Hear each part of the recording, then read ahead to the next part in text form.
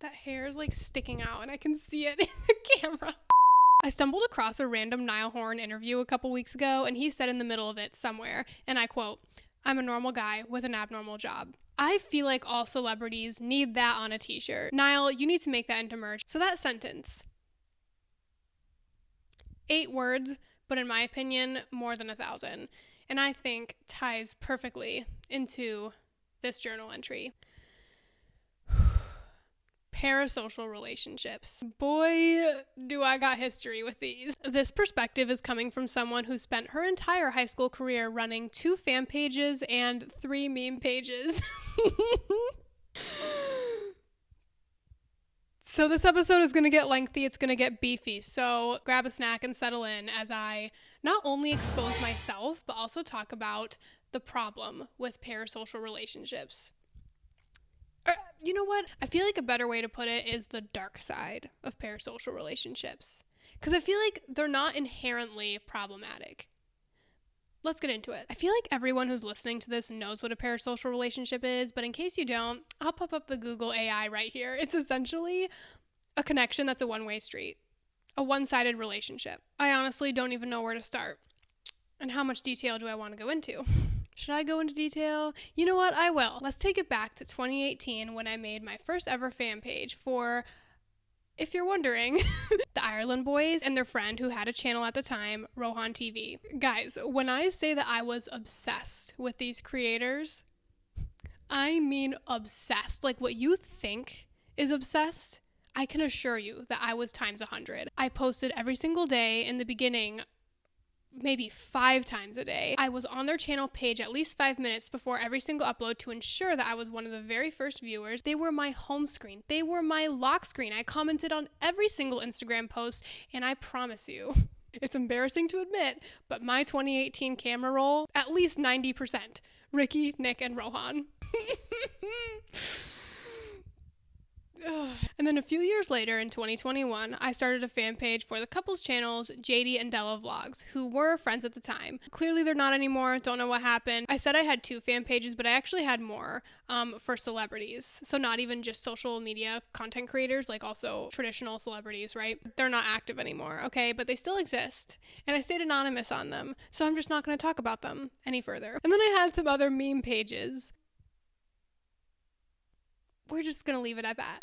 So why am I talking about this? There is a dark side to parasocial relationships that I only really realized in retrospect. Now, I do want to say, when I was in the thick of it, like my parasocial relationship phase, it was honestly fun. I love digital art, so when I was making edits, I genuinely enjoyed what I was doing. And ironically, I also made some really, really dope online friends, and a couple of them I actually met in person, and we celebrated my birthday together. And at the end of the day, all me and other fan pages were doing was supporting other human beings and spreading positivity. So what harm were we actually causing, right? So not all aspects of these parasocial relationships were bad. But that said, now I'm gonna roast myself. Why were they a problem? I feel like with parasocial relationships, especially when you're in one, the line between supporting another fellow human being and respecting their art, their craft, their work, between unhealthy levels of obsession and investment, the line gets very blurry, and it sure did for me. I mean it when I say I spent hundreds of hours of my time, energy, effort into these people.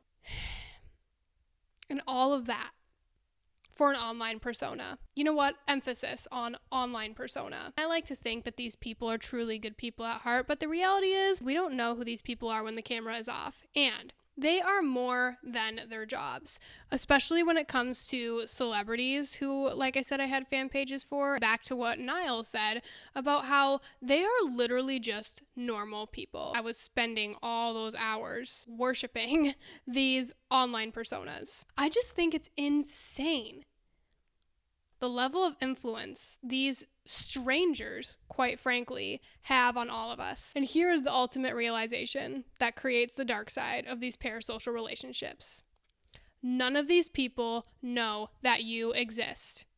I'm sorry, okay? And I wish I could tell my 15-year-old self that they don't care about me, they don't know I exist. But now to expand on that, something that this is not me blaming them, by the way. They did acknowledge my support and how much effort I was putting into their lives. I got DMs, I got comments, I got notices from these influencers and celebrities. So yay, these people knew that I existed. The thing, though, that my teenage self just couldn't grasp was that they are still not my friends.